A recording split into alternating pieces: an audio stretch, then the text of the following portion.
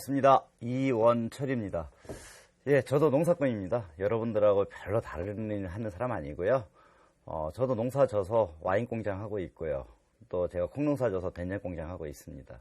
한 20년 했네요. 그러다 보니까 여러분들보다 조금 일찍 시작해서 제가 겪었던 일들을 위주로 해서 아마 현장에서 가장 쉬운 단어로 그렇게 오늘 아마 가공에 대한, 농산물 가공에 대한 인허가 부분, 또 운영에 대한 부분 한번 짧게나마 한번 말씀드려 보겠습니다.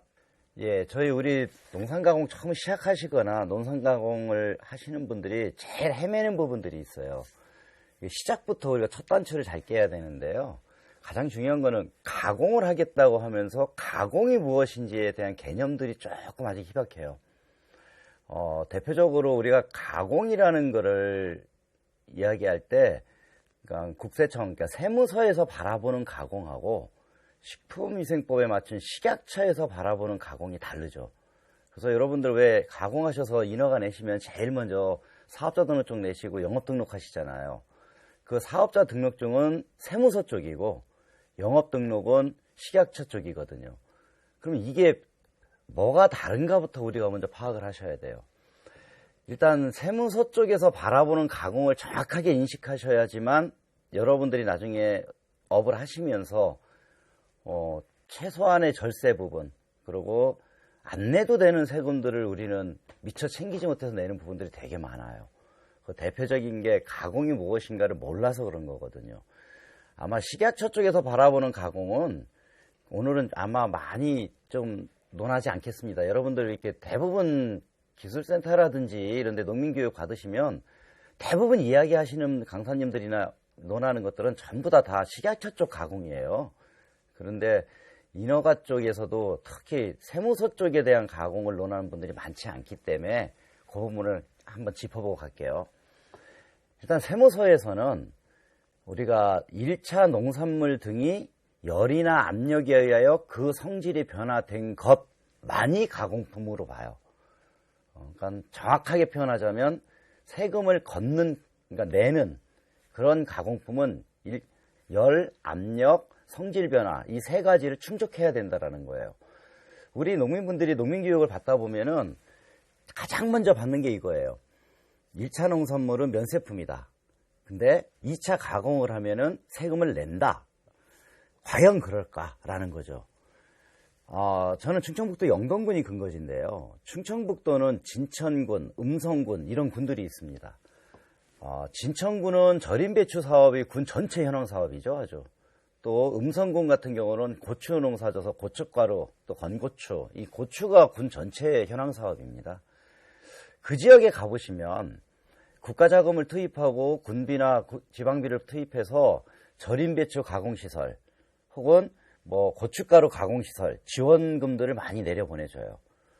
그래서 간판을 읽어보면 절임배추 가공공장, 고춧가루 가공공장 이렇게 써 있다고요. 그렇다면 절임배추가 고춧가루가 가공품이란 얘기거든요. 그런데 여러분들 절임배추가 세금을 낼까요? 고춧가루가 세금을 낼까요? 엄밀히 얘기하면 우리가 처음에 논했던 1차 농산물은 면세품이다, 가공품은 과세품이다. 이 등식은 성립하지 않는 거죠. 그럼 왜 절임배추가, 왜 고춧가루가 세금을 내지 않는가를 정확하게 인식하셔야지 여러분들이 만드시는 제품에 대해서 감이 오는 거예요. 일단 절임배추 한번 볼까요? 여러분들 절임배추 만드는 과정을 한번 머릿속에 그려보세요. 간순물에다가 배추를 넣는 거예요. 그래 꺼내면 절임배추가 돼요. 근데 절임배추는 성질을 변화시켜요. 식물성 식이질을 파괴시키고 염분을 품게 한다고요. 그렇다고 해서 여러분들이 절임배추를 만드시는 과정에 열이나 압력을 쓰셨냐? 안 쓰셨다는 얘기입니다. 그래서 세금을 걷지 않아요. 그럼 고춧가루 한번 볼까요? 고춧가루는 또 절임배추하고는 조금 다르죠. 고춧가루는 빨간 생고추를 따야 되고 이 딴 고추를 건조시켜야지만 되죠. 그러면 열이 들어가. 그 다음에 빻아야지만 가루가 되잖아요. 그럼 압력도 써요. 그러면 열과 압력을 썼음에도 불구하고 생고추에서 건고추 또 고추 가루가 됐다고 해서 성질이 바뀌었을까? 안 바뀌었다는 얘기입니다.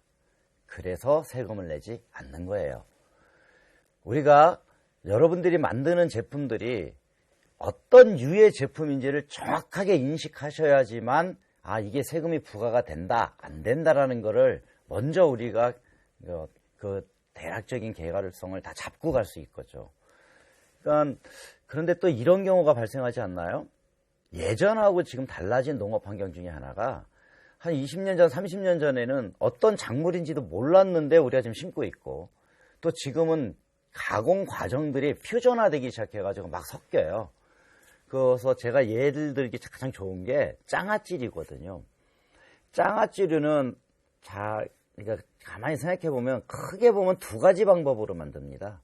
한 가지 방법은 절임용. 그러니까 간순물이나 간장 같은 곳에 오이나 무 같은 경우를 그냥 푹 담궈놨다, 절여놨다 꺼내면 장아찌라고 해요.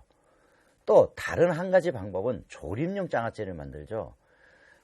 이것저것 혼합을 하기도 하고, 또 혹은 어떤 장아찌들은 열을 가해서 졸여낸다 그러죠. 우리가 달여낸다. 졸여가지고 혼합해가지고 판매도 이루어져요.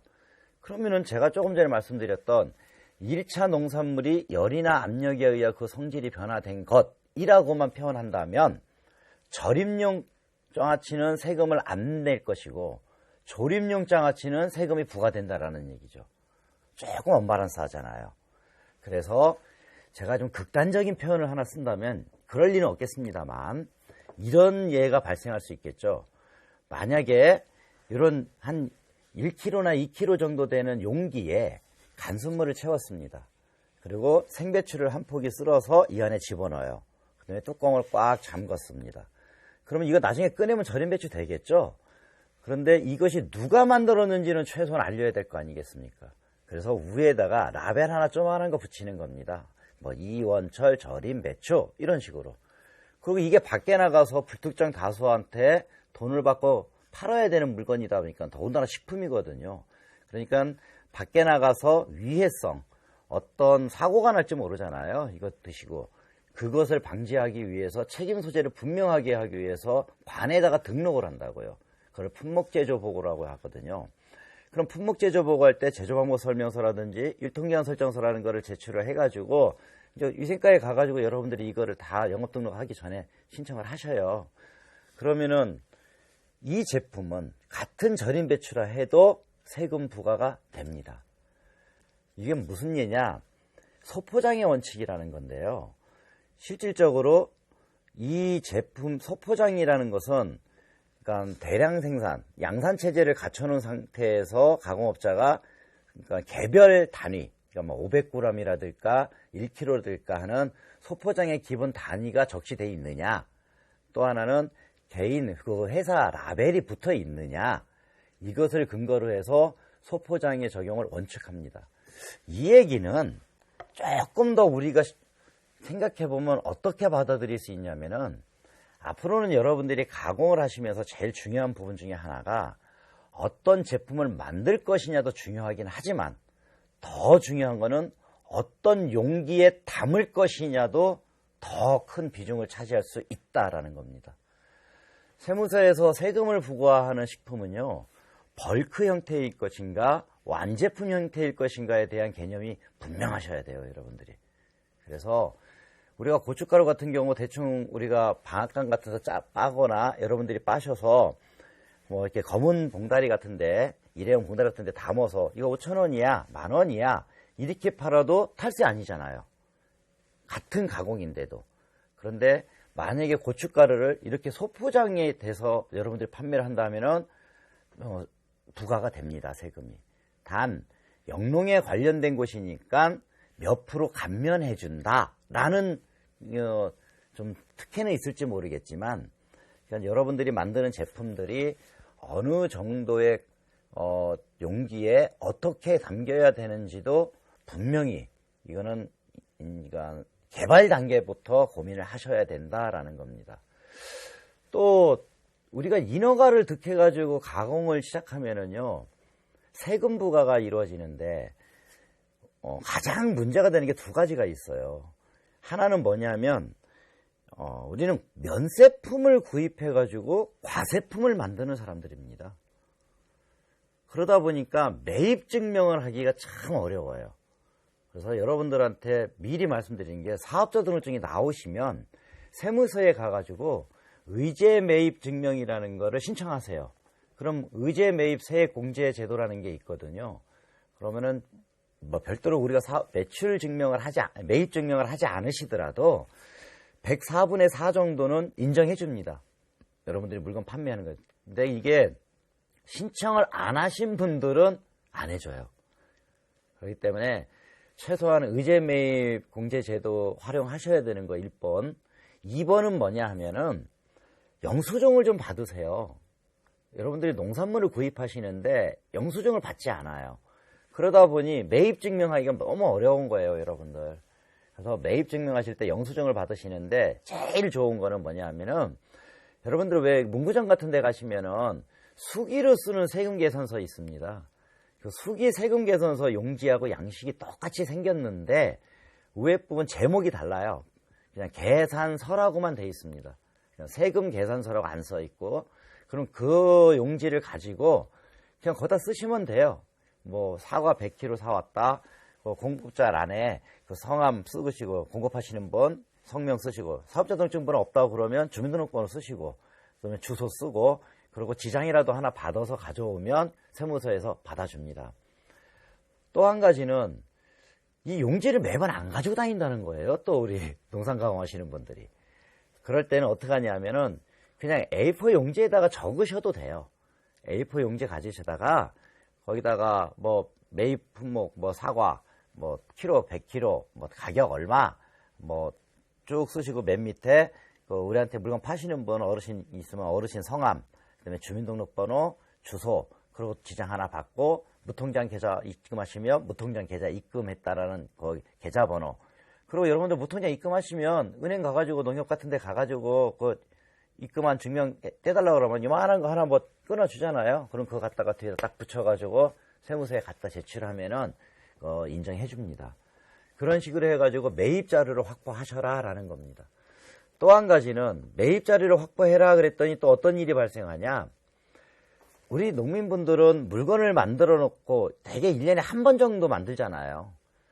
그렇게 만들어 놓으시고 1년 내내 우리 저온저장고나 창고에 싸놨다가 택배 들어올 때마다 한 개, 두 개씩 발송하는 거예요. 근데 세금은 1년에 일반 과세 같으면 2번, 법인 같으면 4번을 신고한다고요. 이게 1월 1일부터 6월 30일까지 마감 치고 7월 25일까지 부가세 1차분 전반기분을 납부를 하셔야 되는데 이걸 다 팔으면 상관없는데 다 못 팔았다는 거예요, 지금 우리가. 이건 문제가 되죠. 그렇게 되면. 그러니까 여러분들이 이거를 다 못 파니까 다 판 거만큼만 여러분들이 이제 정리하시면 돼요, 세금으로. 어떻게 정리하시면 되느냐? 만약에 150만원어치 물건을 만들었어요. 원재료는 100만원어치 사왔고, 그럼 한 6월 말 되니까 70만원어치 밖에 못 팔았다. 그럼 80만원은 지금 창고에 있는 거잖아요. 그러니까 영수증을 받으실 때 처음부터 100만원어치 물건을 사왔다라고 영수증을 받아버리면 하반기 가서는 매입 증명을 할 수가 또 없어요. 그러니까 처음부터 영수증을 발급받으실 때 그러니까 100만원어치 물건을 구입하시면 50만원은 1월 1일부터 6월 30일 사이로 끊으시고 50만원은 7월 1일부터 12월 30일로 나눠서 영수증을 2개로 만드셔가지만 나중에 세금 낼 때 뭐 좀 더 내구나 하는 이런 경우를 막을 수 있다라는 거고요. 또 한 가지는 뭐냐면 그나마 이것도 괜찮아. 이거는요. 그래도 사왔잖아요. 우리가 영수증 끊어달라고 할 때라도 있거든. 근데 더 큰 문제는 뭐냐면 자가 농산물일 때 어떻게 할 거냐는 겁니다. 대부분 우리 농산가공 하시는 분들이 원래 본업은 농사였잖아요. 근데 어떻게 하다 보니까 가공업자까지 하는 경우가 거의 99%잖아요, 우리가. 그럴 때는 내가 농사꾼인데 내가 가공업자까지 하다 보니까 내 이름으로 나한테 영수증을 발급할 수가 없는 거죠. 그러니까 그럴 때는 되게 농지원부 가지고 계시다면 여러분들 농지원부 등록하실 때 와이프하고 같이 하잖아요. 남편분하고 아내분하고 같이 이제 다 등재가 되니까 주민등록상에 있으면. 그러면 우리가 세금을 낸다라는 거는 인허가를 득했다라는 거거든요. 인허가 득하지 않은 사람은 굳이 세금 내라고 안 하겠죠. 그러면 세금을 내는 인허가를 득한 가공업자가 사업자 등록증상 대표가 남편분이 됐든 아내분이 됐든 둘 중에 한 분일 거란 얘기입니다. 그래서 만약에 아내분이 가공업자시면 남편분 이름으로 영수증을 발급하시면 돼요. 또 남편분이 가공업자면 아내분이 발급하시면 되고, 방법은 조금 전에 말씀드린 거하고 똑같이 그런 절차로 해가지고 영수증 발급 받으셔가지고 뭐 더 정확하게 하시려면은 영수증 날짜에 맞춰서 남편분이 아내분 통장에 회사 통장 전용 통장으로 돈을 넣어주시면 되겠지. 뭐 그런 식으로 해가지고 처리하면은 세금 낼 때 그렇게 어렵지 않을 것이다 라는 겁니다. 또 한 가지는 원가 계산을 좀 정확하게 했으면 좋겠다라는 겁니다. 대부분 우리가 원가 계산하면은요, 즙 짜시는 분들 예를 한번 들어볼게요. 우리가 사과즙이건 복숭아즙이건 포도즙이건 과일 농사 짓는 분들이 뭐 생과는 좋은 거는 다 이제 유통을 하시고 남는 거 가지고 대부분 가공을 하세요. 포도즙이나 사과즙을 짜신다고. 근데 아마 전국이 비슷할 겁니다. 뭐 그 되게 한 파우치짜리 뭐 50개 정도 담아서 한 박스 만들면 한 3만 원에서 뭐 왔다 갔다 하겠죠, 가격대가. 그러면 3만 원에서 3만 5천 원 정도 받으시는데 이게 왜 3만 원인가를 정확하게 인식하셔야 되는 거예요. 그냥 우리 주위는 다 3만 원이니까 힘드실 것 같은데요, 그렇게 계산하면. 그렇게 하지 마시고 여러분들이 받으시려고 하는 가격대가 333의 원칙을 지켜서 갔으면 좋겠다라는 겁니다. 첫 번째 3은 뭐냐, 1은 뭐냐, 만약에 50파우치 사과즙을 짜신다 그러면은 50파우치 한 박스 안에 들어간 사과의 양이 있을 거예요. 이 사과 원재료 가격이 10,000원을 넘어가면 안 된다라는 뜻입니다. 대부분 우리 농민분들이 이렇게 계산하시더라고요. 올해 사격값이 10,000원이니까 나는 한 2만 원 지금 가공해서 받았어. 그러니까 나는 50% 남았어. 이렇게 계산하시는 분들이 너무 많아요. 이거 속된 말로 망하는 지름길입니다. 이렇게 계산하면. 그러니까 부업화해도 돈이 안 되더라. 전업하는 건 둘째 치고. 그러니까 일단 3분의 1을 넘으면 안 돼요, 이게. 그럼 두 번째 10,000원은 뭐냐? 이 제품을 만들기 위해 들어간 인건비도 있을 거고, 뭐 전기세도 있을 거고, 기계를 사용하는 기계 사용료도 있을 거 아닙니까? 또 저런 거 넣어놨으면은 또 관리비도 나올 겁니다. 이렇게 얘기하는 이 제품을 만들기 위해 들어가는 제조, 관리, 유통 비용이 10,000원을 넘으면 안 된다라는 겁니다. 그럼 마지막 남은 10,000원이 내 마진에 들어와야 돼요. 그 원재료 가격이 3분의 1을 넘으면 어떤 제품을 판매해도 많이 팔고 망하는 겁니다. 그거. 실질적으로 제품의 원가 계산을 정확하게 해라. 이렇게까지 얘기했는데도 그대로 했는데도 안 된다는 분들이 있어요. 그래서 한번 찾아가 봤어. 그랬더니 이런 일이 발생하더라고요. 세상에나 자기 인건비를 안 넣어요, 거기에. 본인이 일하고 본인 와이프도 일했을 텐데 우리가 뭐 노블 얻어서 어머니들 동네 어르신들 하나 모셔서 일을 시켜도 그런 거는 다 적어놔, 달력에다가. 근데 자기가 일한 건 안 적어놓더라 라는 겁니다. 최소한 인건비 계산 철저히 했으면 좋겠다. 그렇게 했더니 이번에는 어떤 또 문제가 발생하냐. 우리 주변은 전부 다 3만 원 하는데 나만 4만 원 돼요. 이런 분들이 있어요, 이제. 이럴 때부터는 저는 그렇게 표현하거든요. 제품의 가격은 두 가지의 원칙에 의해서 정해진다. 하나는 원가 대비 마진율 몇 프로 이렇게 따지는 원가 대비 소비자 가격 정하는 거. 또 한 가지는 가치 대비 소비자 가격을 정하는 거. 가치 대비는 당장 일어나지는 않을 겁니다. 하지만 원가 대비해서 최소 마진을 선정하시고 그 가격을 받으시다 보면 반드시 가치 대비 가격 점프시킬 수 있는 기회가 찾아옵니다. 그런 예나 이런 것들은 시간 되면은 제가 말씀 또 드려줄게요. 실질적으로 그래요, 지금. 그래서 실제로 우리 영동 같은 경우 와인 하시는 분들이 그런 경우를 많이 겪었고요, 지금. 그래서 영동 와인 가격이 지금 아주 다변화돼 있죠. 원가는 같아요, 실질적으로. 그러니까 그런 가치 창출을 할 수 있는 기회는 반드시 찾아온다. 근데 지금 당장 급한 건 원가 대비 가격이거든요. 원가 대비 가격을 했는데 자기 인건비 넣고 넣을 거 다 넣다 보니까 주변보다 비싸다. 그럴 때는 제가 제시할 수 있는 방법 중에 한 가지는 뭐냐 하면은 이런 겁니다. 프리미엄급으로 격상시켜라. 가격이 오른다면 반드시 이유가 있어야 되잖아요. 근데 단순히 그냥 원가가 올라서 물건 가격을 오릅니다. 이렇게 표현을 해버리면은 주변에 3만 원짜리를 이길 방법이 없는 거예요, 지금. 그럴 때는 이렇게 했으면 좋겠습니다. 제가 집 짜는 분들 예를 많이 드는 이유가 이제 비교할 상대가 많아서 그런 거거든요. 다른 업종 하시는 분들은 좀 이어서 응용을 좀 하시고요. 집 짜시는 분들을 가만히 보시면은 이럴 겁니다. 대한민국의 농민분들이 짜는 집은요, 거의 99.9% 파우치에 담아요. 그렇지 않던가요? 여러분들 주위도 그렇고 지금 이 방송을 듣고 계신 분들도 그러실 겁니다. 근데 한번 따져보자고요.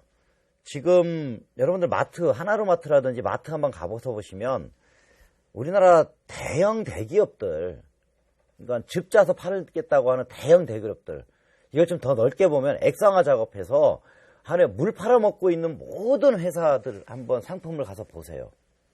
식음료 매장 가보시면 롯데라든지 해태음료 같은 데서 여러분들 거기 파우치에 담아서 파는 주스 보셨어요?